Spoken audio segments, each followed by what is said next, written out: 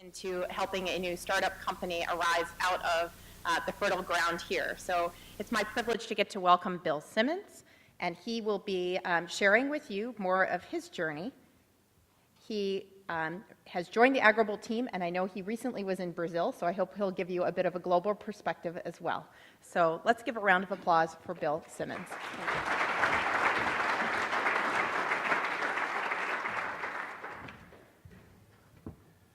All right, welcome everybody. Yeah, it's true, I'm live. There shouldn't be any technical difficulties that we know of. Been asked to give this keynote, and I know a number of my friends and colleagues are quite intrigued by which way this will go. And well, there's a number of factors that went into me being selected for keynote. But what I thought I'd do, given this task, is to try to get this thing started off by talking about big data, startup companies, and everything from my perspective, and I'll tell you a little bit about my own personal journey, and I'm sure that will intrigue a lot of people. So what I'm going to talk about is a little bit of perspective on agriculture as I see it. One of the things I do currently, I've come back to sort of backstop some of the teaching effort in the crop science department and teach introductory crop science. Previously, back a decade or so ago, I taught intro soil, so I kind of think of myself as the Bo Jackson of Turner Hall.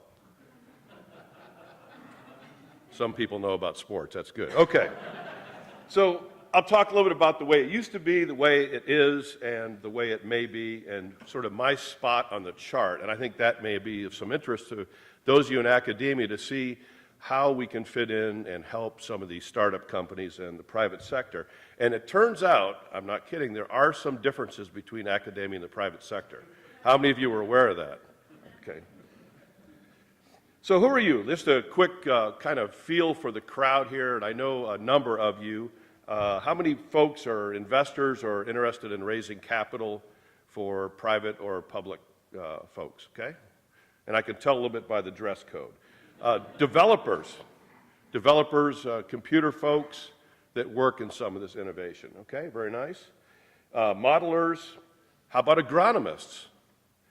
Leaders or mix masters. This is not a DJ type thing, but folks that take information and integrate it and make it useful for others. And then finally, sales and outreach. And apparently the rest of you consider yourself to be Renaissance people that defy any kind of description on here, and that's quite good. Okay. Folks from Syngenta, welcome especially to you. It's hard to imagine now, but as I look back over my academic career, I actually was involved in working with laboratory and field dissipation of the resolved isomer of metolachlor.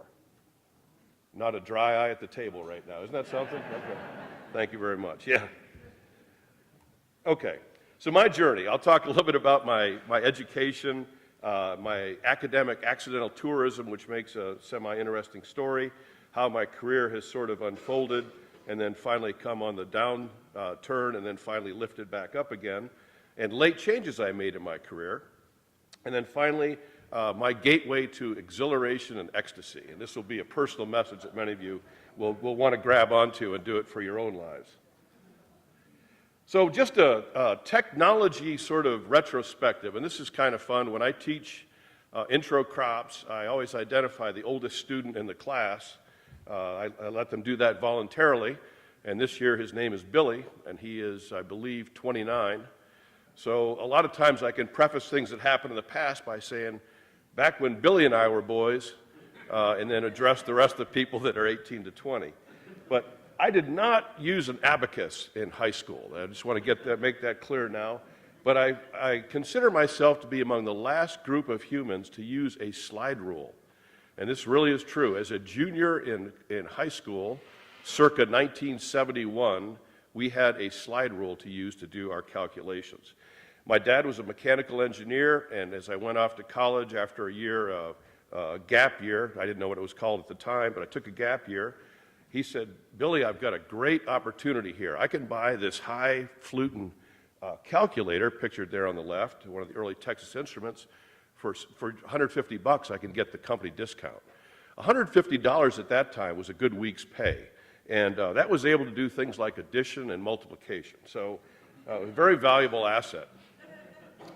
In 1987, roughly 30 years ago, I showed up here at the University of Illinois as a young professor. I was cheerful, I was slender, and I had brown, bushy hair. I remained cheerful. And my department head at the time said, you know, we're going to buy you a computer. And I thought, well, that'd be helpful to help get me get started. And he said, we're going to get you an AT-286. And this will be really a powerful machine for you. My major advisor said, you've got to fight to the end to get a 386.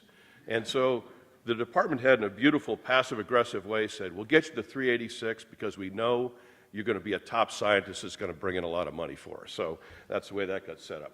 Now I went through, you know, there have been improvements in computing, and now we're doing cloud, backup cloud, this sort of thing.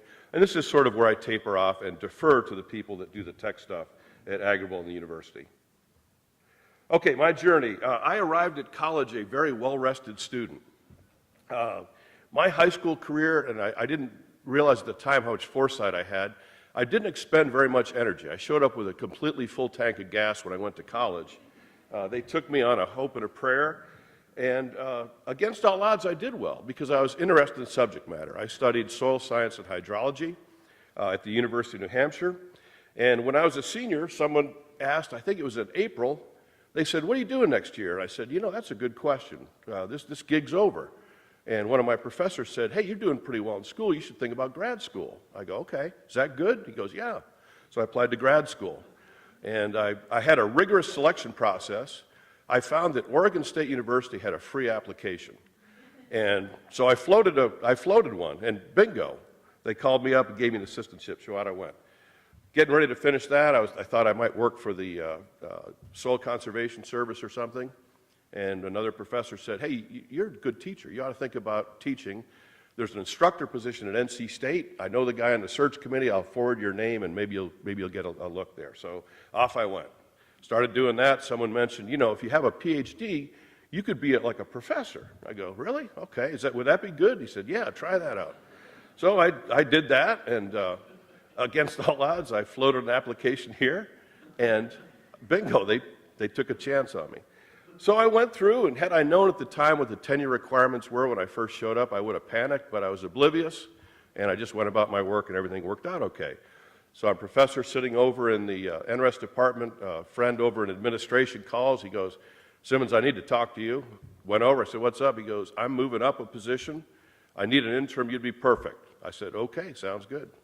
And so I've been suggestible at every level of my career.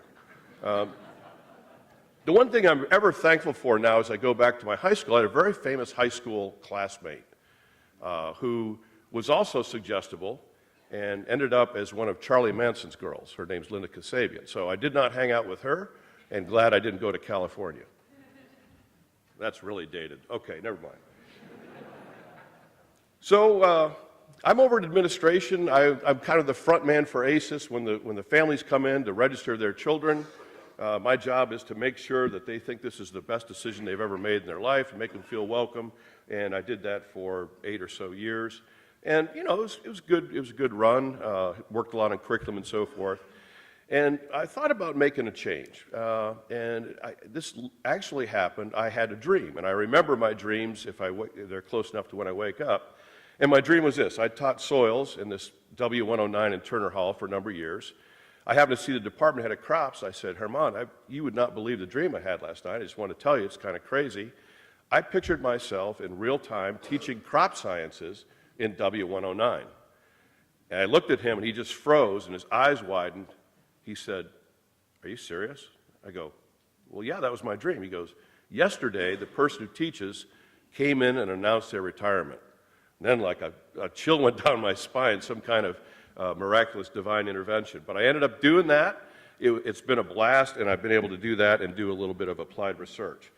So what happened next? I happened to be doing that job, and I know Chris Harbord and Bill Northcott, and soon to know Paul Miller, invited me to lunch, and I said, sure. We chatted about some things. They talked about what they were doing with their company, and we were just batting around ideas like, okay, what would a farmer be interested in? What kind of information do they need? What are some management practices that could be affected by weather, wind, and so forth? So we had that conversation, and I became excited, and we had another lunch, and then started working with them a little bit. So that's kind of how I got involved in this particular line of work.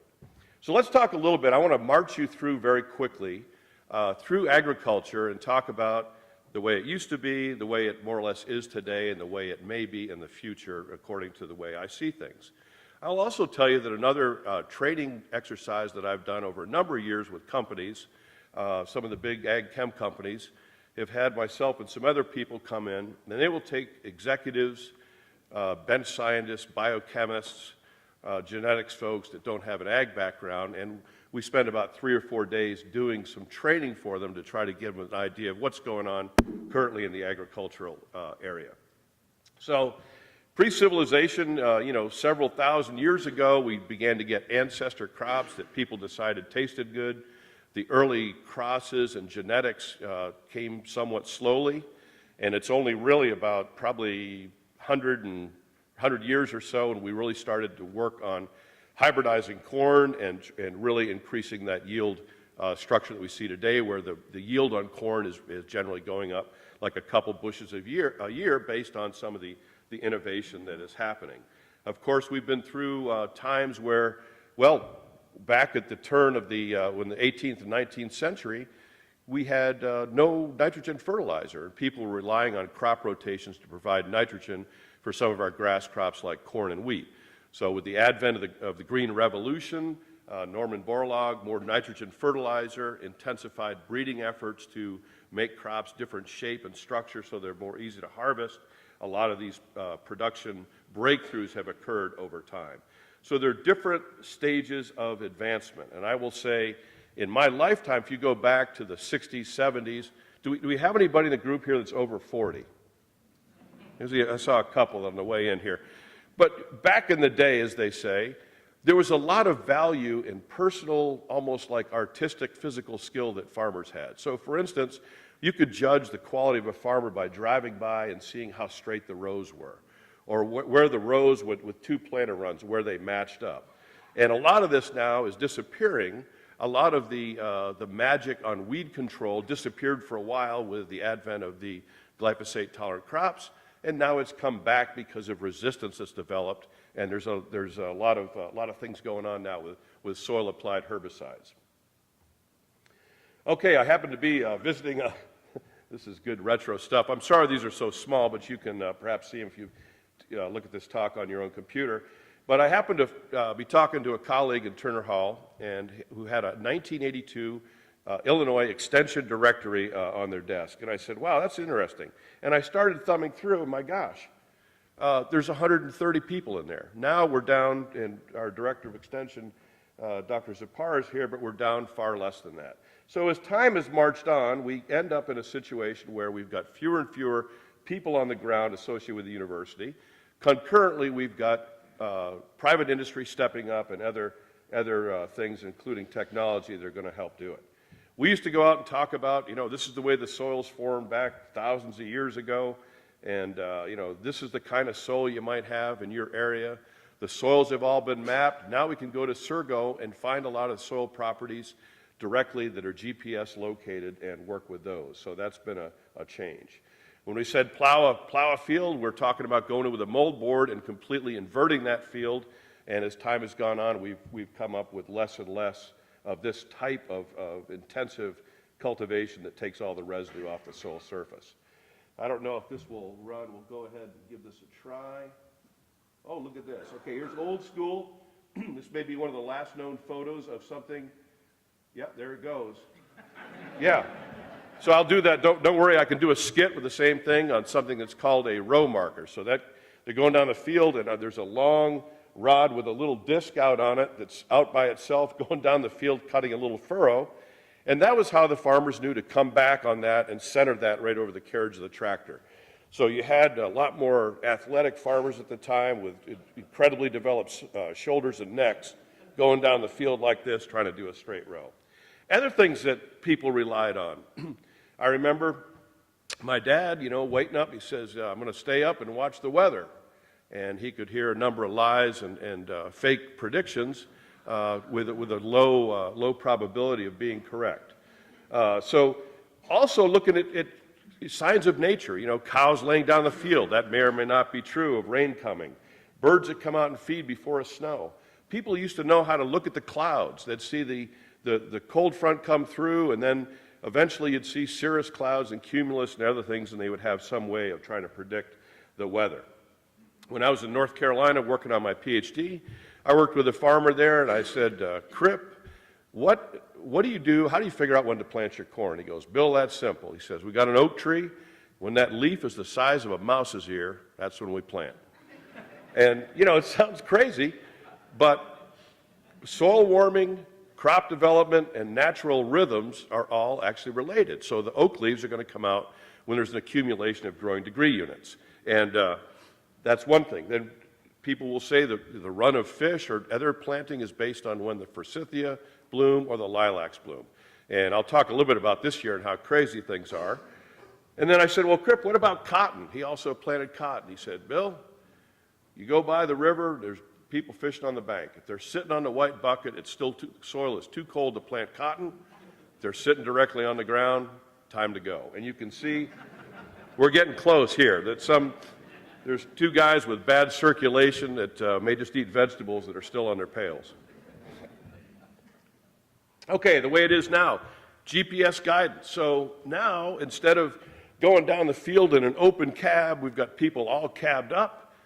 Depending what the particular age of the farmer is, they're listening to, maybe George Jones or maybe Lady Gaga or Peter Frampton. It's just hard to tell.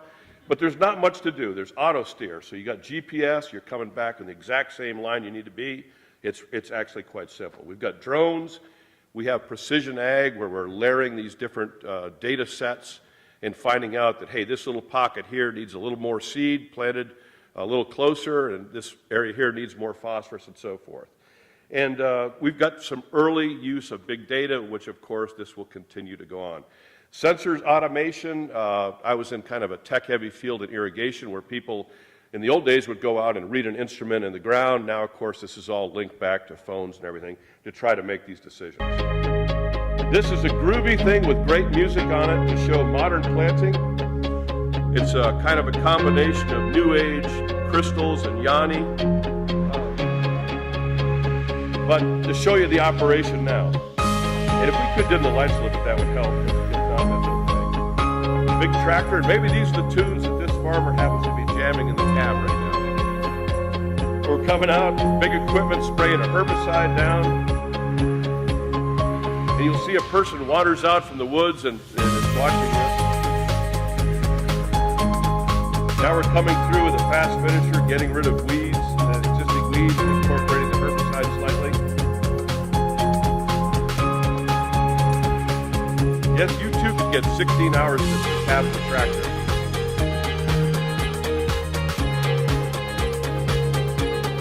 I encourage my crop students, if everything else fails, you can be a studio musician for ag videos.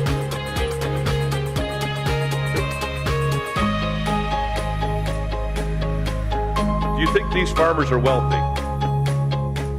I would say so. There's the dude.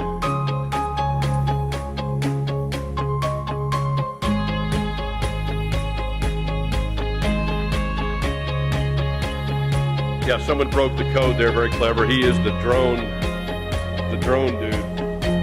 Yeah. As you see the drone shot. This video is only 40 minutes, so. Here comes the planting operation. Pull this video up if you're under stress. That music, I think, is very relaxing.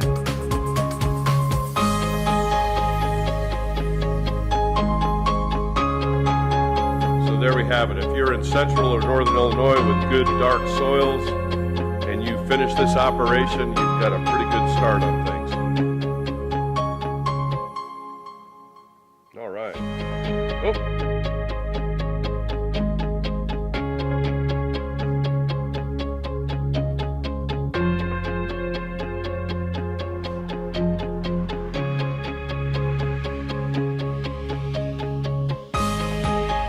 See if I can try to advance. We're getting very close here to the exciting video.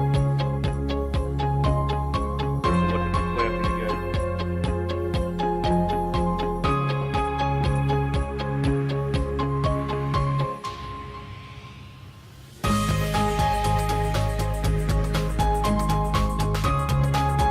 Let's see if I push this. Probably don't.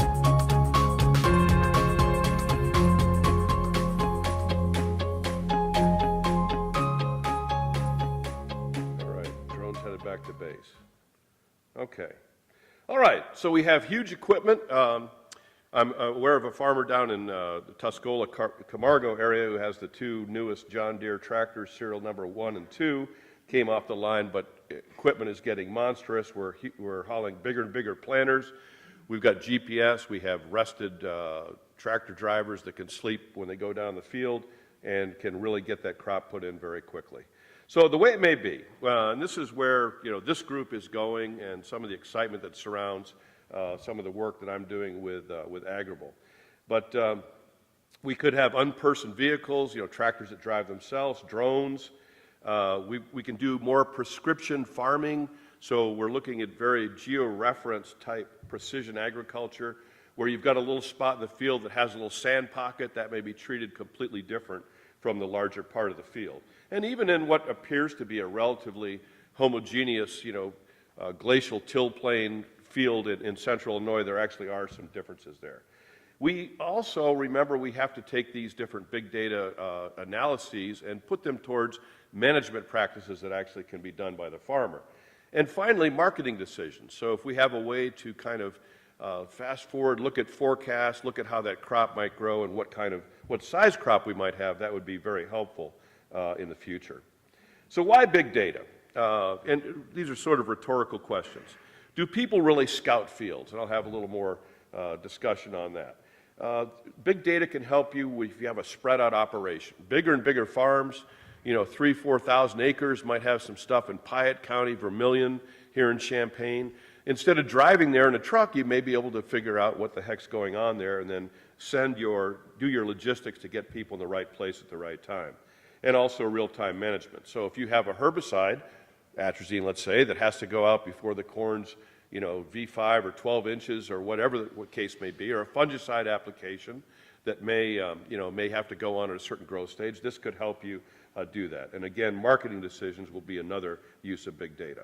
All right, here's a couple folks, and I've prided myself through the years. I have virtually marched lockstep with the average age of the American farmer.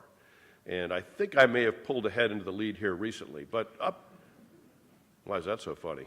Okay.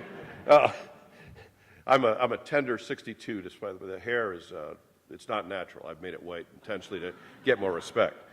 But I look at these two individuals, and I feel like I know these guys, right? These are my people.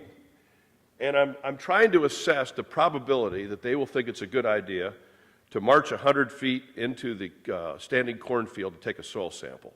How many of you would vote yes on that these guys are itching to do that? Okay.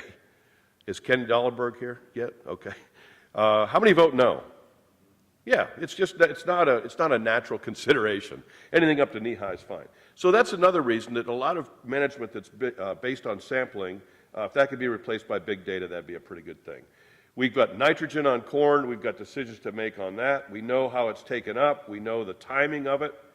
And we know that corn can never have a bad day. If we've got yellow corn early, we've already impacted yield. So we can make intervention nitrogen applications if we know what the nitrogen supply is like in the soil.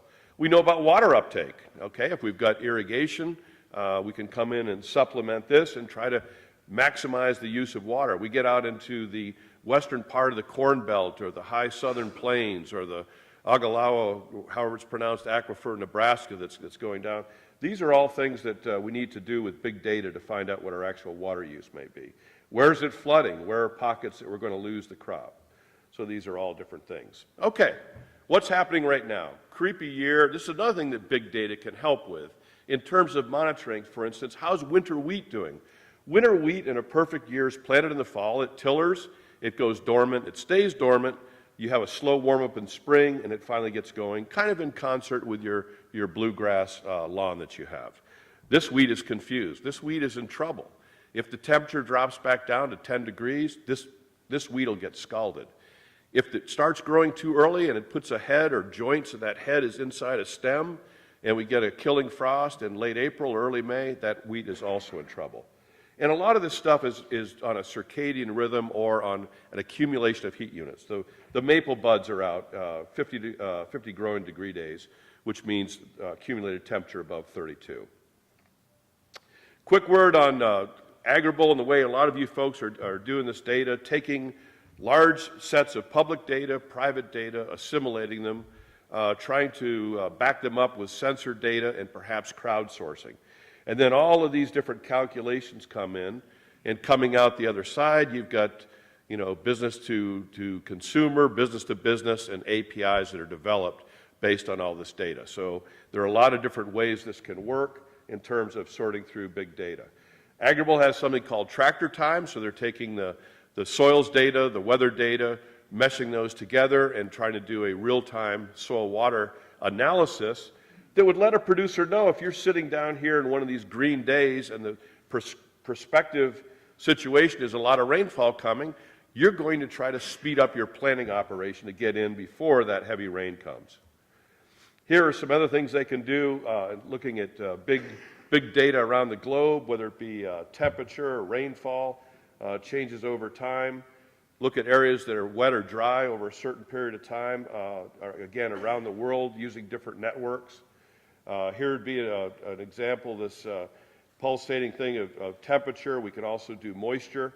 And this is amazing, the array of data that's out there that can be usable for some of these different factors. And this is accumulation of rain over a period, I believe this is about 3 days. So a lot of really cool tools that are coming up that can be used to try to help farmers all around the world really understand and manage their crops in a better way. Another thing that's coming up soon, people are excited about, we've got some weeds that have become resistant that can be controlled by growth regulator herbicides. That's the good news. The bad news is if a growth regulator herbicide gets off site and gets into tomatoes or other soybeans that aren't traded in that way, or other grapes, I mean, this is a huge problem. So what if we could take a look, and Agrible's working on this too, what if we take a look at what the wind vector is going to be, what the velocity is going to be, whether they're going to be temperature inversions. All these things will help farmers spray. Vegetables, you can integrate how bee health and what's going to happen with different spray times there as well. Okay. So what Agrible has, the Morning Farm Report, they collect all this data and push out some information to the farmers each morning to try to help them do better management. So that's kind of the way that big data is going to be fitting into agricultural production. One last little pitch, it's kind of a cool story. This pocket rain gauge was developed by a teenager actually and then enhanced, but this is a free download app which is kind of cool.